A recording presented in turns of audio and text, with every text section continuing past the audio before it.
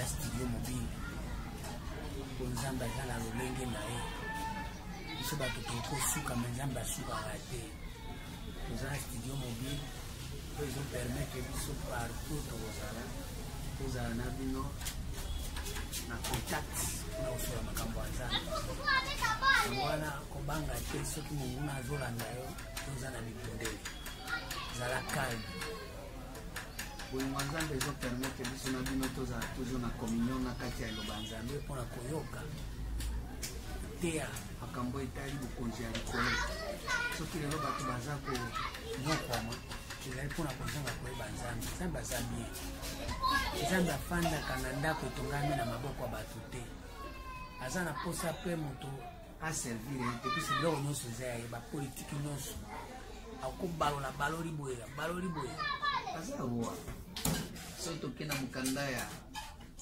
awa naa na de bible puiske nakoteya bino na kora nakoteya bino na bible po na miniti totika esu satana esika te satana c'est-à-dire quoi ignorance ntango bato baza na kati na ignorance bazokumbama na satana pensée humaine Matthieu 16 verset 23 awa tokoteya bino na de bible toza na kora toza na bible po tolingi sute o makambo kuna na kora toyebi te tokoyeba nyonso yango wana azopesa bino bozala vraiment na esengo ya kolanda 3e testament eza bien soki tokenda mokanda ya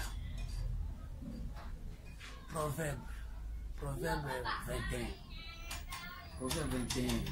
verset 1er elobi boye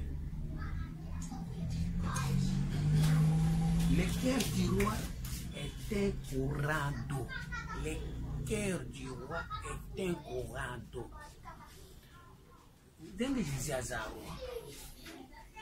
Denge Jésus aza le roi des rois. Le cœur du roi est un courant d'eau dans la main de l'Éternel. Il incline partout où il veut. Et c'est maintenant le motema ya roi ezala liziba ya mai. Soki motema ya roi ezali liziba ya mai akobalola yango bisika nyonso oyo ye alingi. Yango ozomona tozoloba mingi boyeba koyoka makambo. Ntango moto azosalela mai te, ntango moto aza na mai te, ntango moto azoyeba makambo ya mai te, ntango moto azososola mai te, ntango moto azokoka kokota na kati ya dimension ya profondeur ya nzambe te po ayeba mai akotikala korenye jamais. Po soki ozorenye oza na mai te okobalola esika olingi te, okobalola makambo lolenge olingi te. Mais un roi, un véritable roi, motema na ye eza lokola liziba ya mai. Le cœur du roi est un courant d'eau dans la main de l'Éternel. Il incline partout où il veut. Baninga mekati na kolo. Siko oza na liziba ya mai nde oza na possibilité ya balola, kobaluka, kobalusa, koloba lolenge nyonso na ndenge ya malamu, ndenge olingi. Ekoloko moko kobloke oyo eza te. Yango wana ozomona lelo bato bazoyeba mai oyo te po ezalaka na kati ya motema po babalola yango esika nyonso balingi. Bazoselimite par rapport na quoi baza nous connaissons en partie, nous prophétisons en partie. Oyo eza ya kobombana eza ya biso te, eza ya nzambe. Baza baroi te, bazorenye te. Mais tant que vous avez un sacerdoce royal, vous avez un 3e testament, et si kanini, tozoluka, tokota na kati na dimension ya bonganga, oyo ezali justice ya nzambe, po ete soko komi na kati na bonganga, nde obandi kotambola selon justice ya nzambe nde okoti na bonganga. Tant que vous tambola selon justice ya nzambe te, oza na kati ya bonganga ya nzambe te, oza na kati ya bonganga ya bato. Yango moni lelo tozolinga tokotisa bino na kati ya bonganga ya nzambe, bonganga ya nzambe, nzungu ya bonganga. Tokotisa bino na kati ya nzungu ya bonganga, botoko. botoko bobela pona nini soki lelo tozokoka kokota na kati na royaume te eza par rapport na bozangi mai soki oza na mai nzambe ye moko akoyeba. Jérémie 17 verset 7. Jérémie 17 verset 7. Et le Bible, Jérémie 17 verset 7. Jérémie 17 7. Béni soit l'homme qui se confie dans l'Éternel et dans l'Éternel et l'espérance. Il est comme un arbre planté près d'eau. Il est comme un arbre planté près d'eau. Et qui attend ses racines vers les courants, il n'aperçoit pas la chaleur car elle vient. Et son feuillage reste vert dans l'année de la sécheresse. Il n'a pas de crainte et il ne cesse de porter des fruits. Moto azali na mai eza kwa nzete elonami pembeni ya mai ebimisaka toujours bambuma. Bambuma ekorate te, ba œuvre, ba acte ya malamu ekorate te puisque eza lokola nzete elonami pembeni ya mai oyo eza na kati ya motema. Le cœur du roi eza lokola mai. Eza ko ekene sika nyonso alingi ekobinisa bambuma yango tozopesa bino vraiment ba réalité ya bonzambe. Soki lelo bato bazokoka kokota na kati na bonzambe te puisque baza banzete elonami bisika bikauka elonami na zelo na mabele oyo ezanga mai mbula kutu ebetaka te. Yango wana ozomona lelo makambo ezosimba te ata mosali ndenge nini na makasi ya mwana mobali ezosimba te bato bazobongwama te bato bokoma basantu te. Pourquoi? Po mai eza te. Esengeli kozala na kati na mai. Nzete elonami pembeni ya mai ebimisaka mbuma. Mbuma ekobima te soki nzete elonami pembeni ya mai te. Ekobima te, kobima te. Or, soki lelo bato balonami pembeni ya mai nde tokomona bafruit, bambuma, baakte ya malamu, bizaleli ya malamu, oyo ezopesa nzambe lokumu, oyo ezofingisa nzambe te. Po ete mai wana soki tokei na mokanda ya Sourate 19 verset 24 elobi nini? Yo pe tanga Bible na yo. Sourate 19 verset 24 elobi boye. Nyonso eza liloba ya Nzambe bobangaka yango te, eza Bible. 24. Alors il appela d'au-dessous d'elle lui disant: ne t'afflige pas, ton Seigneur t'a placé à tes pieds une source. Wana ezali balobi Marie ala azebisa kobanga te. Nzambe atika tina yo. Alors il appela d'au-dessous, alors on entend la Sourate 19 verset 24, d'au-dessous d'elle lui disant: ne t'afflige pas, ton Seigneur a placé à tes pieds une source. Nzambe a placé na makolo na yo source ezali mai. Chiko na makolo na yo Nzambe atie source na kati ya mwana oyo kobota. Soki osali makambo oyo ndio tambola, so ndio tambwisa makolo. Na kati ya makolo wana eza na source. Sourate 19 verset 24. So toke na mokanda ya Romain 10 verset 15. Romain 10 15e verset. Elobi boye. Totanga mona kombo na Yesu Christ. Et comment y aurait-il des prédicateurs s'ils ne sont pas envoyés? Selon qu'il est écrit qu'ils soient beaux. Qu'ils soient beaux, les pieds de ceux qui annoncent la paix, de ceux qui annoncent la bonne nouvelle. Qu'ils soient beaux les pieds. Batie source na maya makolo ya mwana ya Marie. Mwana batie makolo na Yesu kika batamboli ka bwe pa. source wana maïs na makolo wana. Qu'il soit beau, les pieds de ceux qui annoncent la bonne nouvelle. C'est-à-dire, na kati ya makolo, soki Marie aboti mwana wana na source oyo aza nango, mai oyo aza nango, place wana bazo réserve, eza na réservoir, eza na source ya mai oyo babengi bonne nouvelle. Proverbe 25-25. Proverbe 25-25. Et le Bible,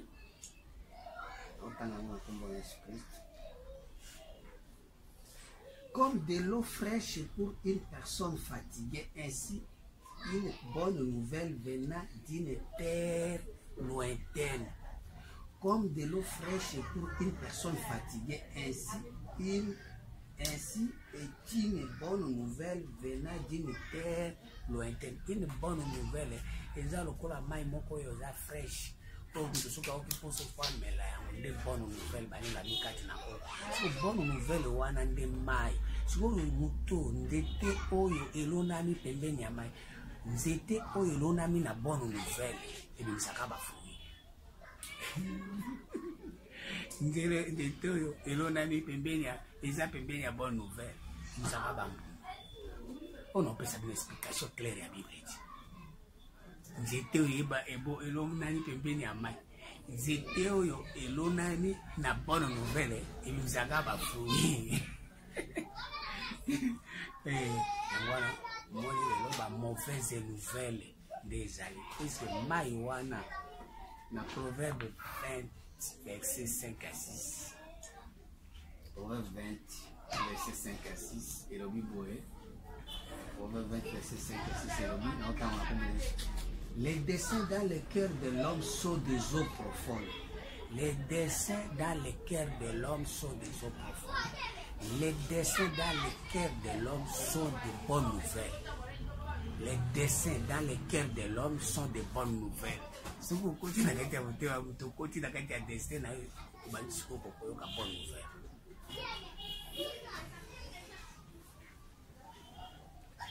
Soko koti na kati ya mutema ya mutu bandi koyoka destin na yo, destin ekomi koloba, destin ekomi kobimisela yo maloba, yebaki oyoki déjà bonne nouvelle.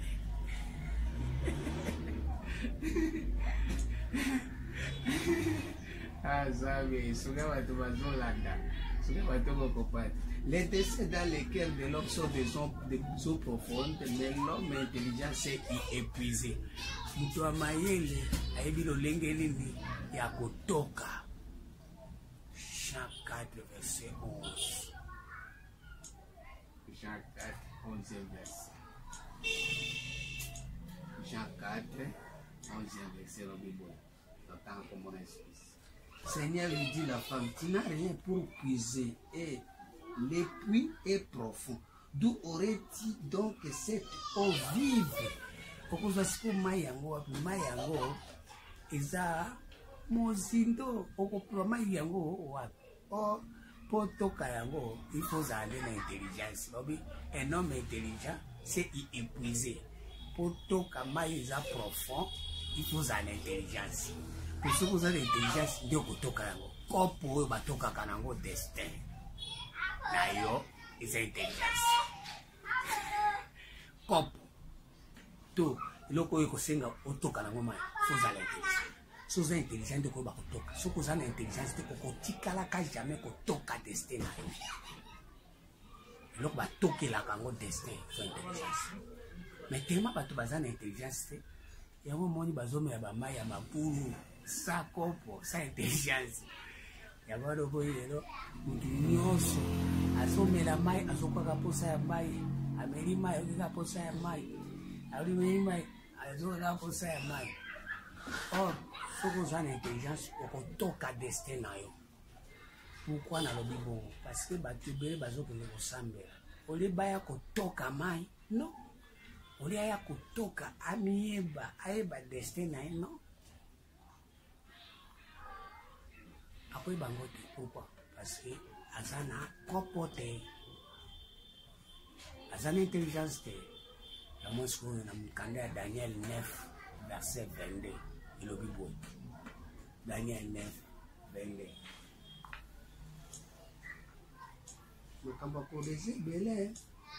Daniel 9, verset 22. Yopitanga Bible na okuna. Il est beau. Daniel 9, 22. Il m'épuisa, il s'entretenait avec moi, il me dit, Daniel, je suis venu maintenant pour t'ouvrir ton intelligence. Là, pendant la 21, pour vous comprendre. J'ai parlé encore dans ma prière quand l'homme Gabriel que j'avais vu précédemment dans une vision s'approchait de moi d'un vol rapide au moment de l'offrande du soir. Il m'instruisit et s'entretient avec moi. Il me dit, Daniel, je suis venu maintenant pour ouvrir ton intelligence. Nae pona fungola yo mayele. Daniel, nae ko fungola mayele po otoka mai. Nae ko fungola mayele. Je viens t'ouvrir ton intelligence pour te otoka mai. Pour suba fungola mayele te. Pour otoka destin na ote. Ko eba ko sali la destin na to ko kufa ko ke zéro.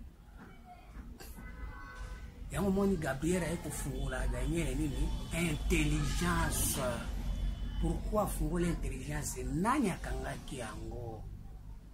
2 Corinthiens 4 verset 6, verset 3. 2 Corinthiens 4 verset 3. 2 Corinthiens 4 verset 3.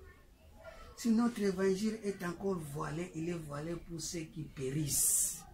Pour ceux qui périssent. Pour les incrédules dont le Dieu de ces siècles a aveuglé l'intelligence. Le Dieu de ces siècles a aveuglé l'intelligence parce que ceux qui, le Dieu de ces siècles a aveuglé l'intelligence, moi yo toka destin na yo izaki, moi yo miyeba, moi yo misosola, moi yo zwa bonne nouvelle yo izana kati na yo, libanda na ote. Aveuglé l'intelligence pour bato bakoka kokota na kati na ba destin na bango te, bakota na kati na vocation na bango te, bakoka koyeba bonzambe onzambe abomba na kati ya moko na moko te. Aveuglé intelligence akangi miso po obanda kotambola sans intelligence ozala incapable ya kotoka mai.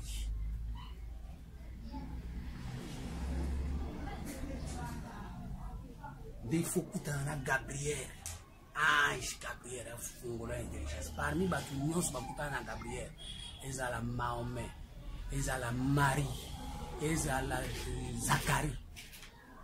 Mutu atamoko Gabriel a fungola intelligence azate po atoka destin. Limite mutu Gabriel a fungola ezaka Daniel. Yango alomoni lelo batu bazonyokoma po Daniel azate. Mutu akuko toka destin na ye pour te présenter yango Nzambe a créé mayu bimisaka ba mbuma na nzete.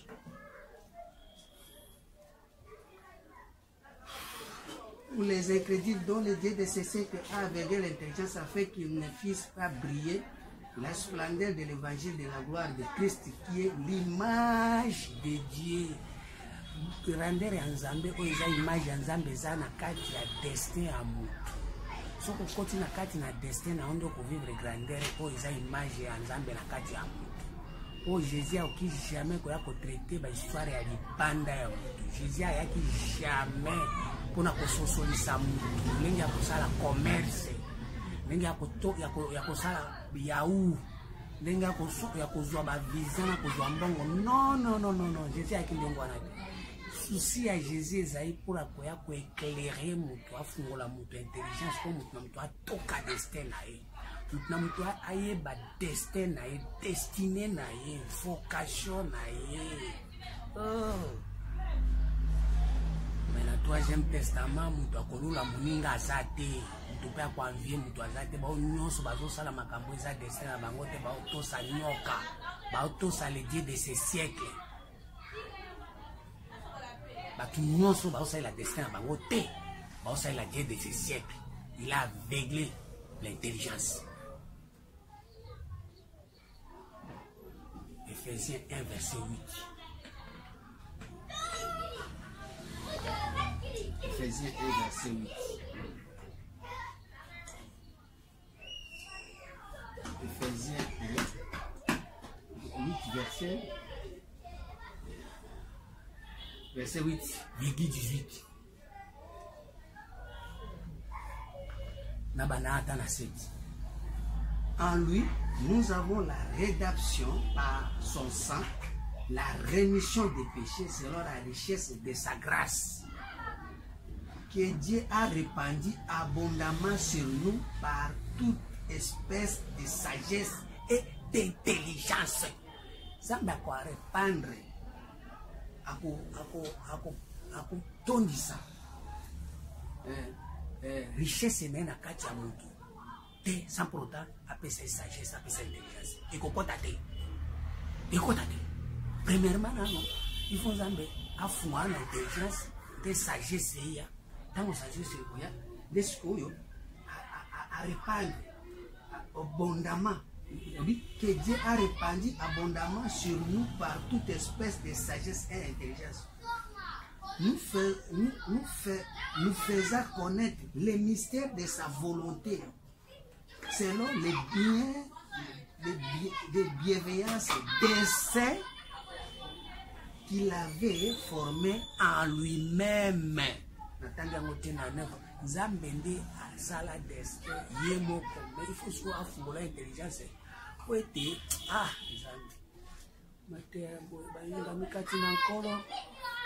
en 1960, 1965, suketa na mboka na biso bato bayebaka yango nakanisi minde bangai banyokola biso lisusu te. Po lelo tozonyokwama mpona nini? Po toza na kopo te ya kotoka, intelligence eza te po totoka. Ah, Nzambe nazongela mukanda Ephésiens 1, verset 7 à 9.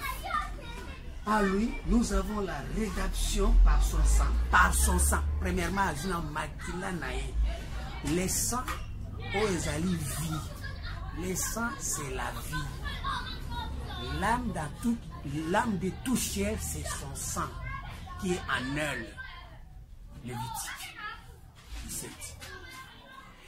Et c'est là que makila wana pour Jésus soko tubie abisaka mai na makila. Abisaka comme soute soko tubie ka kwa abisaka mai na makila. Or mai eza destin à mutu. Makila soko eza vie ya mai. Destin na vie nango. Et singeli ezala na kati na mutu oyo ayebi Yesu. Siko azo sauver biso na makila wana eza vie ya destin. De makila na mai de makina Jésus na roi autant batu bakeli konga na mukanda ya Jean 19 verset 34. Tant soldat tout li konga mai na makile bi, c'est-à-dire quoi? Destin na na vie ya destin na inde bimaki nde ala kisaki asolo ko aza mwana Nzambe balinga mikati na wana après avoir kondimaliwa il faut akufa ni vieil homme Jésus akala pour Jésus azoba na Jean 16 verset 7 8 il faut que je m'en aille. Si je m'en vais pas, le consolateur ne viendra pas. Il faut que Nana Kende pour le consolateur aya convaincre bino, oya kolakisa bino toute vérité. Toute vérité, ce n'est que le 3e testament où toujours la sabino toute vérité. Tala, bokeba makambo toujours bo eza makambo mpinguni soko zoyo kangote okelifelo malaboko.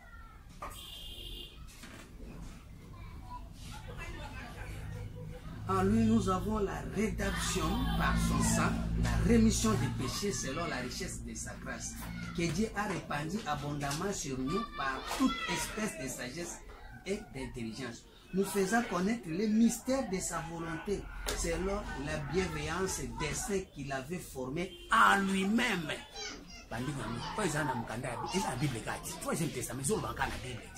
Destin en Zambie ndende forma yango pona mutu nyonso faire vivre yango. Il y a dans le cœur de l'homme beaucoup de projets, mais c'est le dessein de l'Éternel qui s'accomplissent. tu anéantis le destin de l'homme. Oh, tu as ça, le destin naïe. Baninga mikati na kolo kokisa manakati na bomo na biso bo tika mtu makasi tika mangbongi. Pour les mettre en exécution, lorsque l'État serait accompli, de réunir toutes choses en Christ, celles qui sont dans le ciel, celles qui sont sur la terre. Azo réunir biloko nyonso, azo sangisa biloko nyonso. Nakati ya destin de makambo nyonso ya likolo ekomona, na makambo nyonso eza na mabele ekomona, elingi kobali. Makambo nyonso eza na kati na pensée ya Nzambe, na kati na mutu ekomonana, oyo nyonso eza na ba pratique ya mutu. Esengeli emonana. Tango wana Nzambe akosangisa ngo nyonso à travers destin à mutu. Alors nous sommes aussi devenus héritiers et a été prédestinés suivant la résolution de celui qui opère toutes choses d'après les conseils de sa volonté. On a conseil sur volonté à pasteur naoté, on sa volonté à prophète naoté, on sa volonté à visionnaire, on sa volonté à papa mokambité, on sa volonté à sango mokonzité, même à papété. Destin Nzambe mutu atikala kotia yango na kati ya mutu ezate za Nzambe ye moko nde ayebi de tozo lobela ngo za 3e testament oyo Melchisedek ayaki nango oyo bapesaki Abraham lipa oyo bapesaki ezalaki kaka Jésus lipa euti likolo les sacrificateurs de Dieu très haut. Jean 6 verset 50. Moi je suis le pain qui est descendu du ciel. C'est-à-dire quoi? Matéa oyo permettre mutu à découvrir destin na ye yango nde babengaka onction. Oh mkanda 1 Pierre 2 et 1 Jean 2 verset 27 à 29. Et papa oyo soko yoki susite liferezo yamba yo polele porte ya lifereza polele oke okotimbala moko kufoke 0 oyaki na mokili 0 ozongi 0 mais oyo kozonga pamba te otaki oye na mokili ozonge pa Nzambe po ozwi eloko na ye eloko ya Nzambe yango oyo Nzambe alobaka en réalité dans l'homme c'est l'esprit, c'est ça l'esprit de Dieu. 27. Pour vous, l'onction que vous avez reçue de lui demeure en vous. Et vous n'avez pas besoin qu'on vous enseigne. Mais comme son onction vous enseigne toutes choses, et qu'elle est véritable et qu'elle n'est pas un mensonge, demeurez à lui selon les enseignements qu'elle vous a donnés. C'est-à-dire, onction ezali destin à mutu. C'est destin à mutu bandi ko enseigner isongeli osala ni. Tango ozo sala yango demeurez na kati eloko onction na yo, au destin na yo, au vocation na yo, au don na yo, ezo singa osa sala yango. Koluka lisusu te mi créer ba difficulté ya kolulaka bibanda na yo, kolulaka batu, kwanviaka batu, kotumolaka makambo.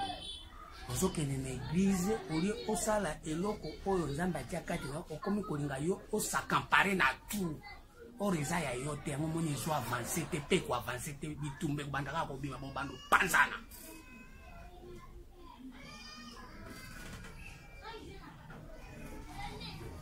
Eza partout.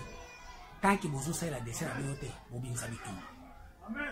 Pour vous la gérer là, les dieux de ces siècles qui a aveuglé l'intelligence. Pour être beaucoup pour vivre grandeur, gloire, il y a Christ qui mes enfants pour qui j'éprouve de nouveau les douleurs de l'enfantement jusqu'à ce que Christ soit formé en vous. Ce n'est plus moi qui vis, c'est Christ qui vit en moi. Christ a vécu quand il a la destin, la destin de Christ mais si vous avez la destin, vous avez copié, vous avez landa. Vous avez intimidé Batu. Vous avez comparé à nous. Vous avez Christ a katina. Vous avez la destin.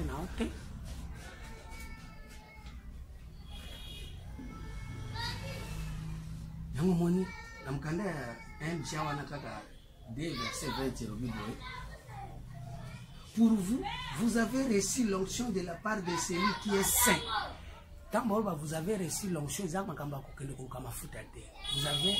compris. Tu as compris ton dessein. Quand on comprend de vocation, on réussir l'onction.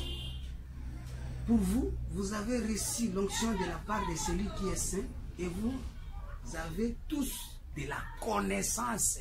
C'est-à-dire que comme une intelligence, comme la connaissance, comme déjà la connaissance. Quand on m'y est bien, comme déjà la connaissance. Mon peuple peut faute de connaissances, on m'y habite. Déjà connaissance, il y a pourtant un mingité pour m'y habiter deux autres fois pas pamba. Même quand on m'y est bas, de au côté de la onction. Je vous ai écrit, non pas que vous ne connaissez pas la vérité, mais parce que vous la connaissez et parce que aucun mensonge ne vient de la vérité. Parce que dans ce moment, tant qu'on continue à casser la destin, on doit comme la casser la vérité. Mais au ananyoso, au sala, il banda la destin, les mensonges. C'est comme mensonge, nous, et quand on a la casser la destin, les appels vérité. Ça veut dire aux arbres, les banda non, les mensonges. Même que ce qu'on joue, nous, 14 jours, 14. Ésaïe 25, premier verset. Ce qu'on a quitté, Misuiza Kangamakasi. Ésaïe 25. Ozana Katia Bouto, Ozana Katia Pongi. Premier verset. Ô Éternel, tu es mon Dieu, je t'exalterai, je célébrerai ton nom car tu as fait des choses merveilleuses. Tes desseins conçus à l'avance se sont fidèlement accomplis. Tes desseins conçus à l'avance depuis Genèse 1. Depuis Genèse 1. Au commencement, Dieu créa les cieux et la terre. Les a destinés à Zambie. Il faut comme ça, ma carte là. Cieux et la terre, les a les Zambie. Et tu caraboué, na kombo na Yesu Masia. Waza mkonza mengo. Amen.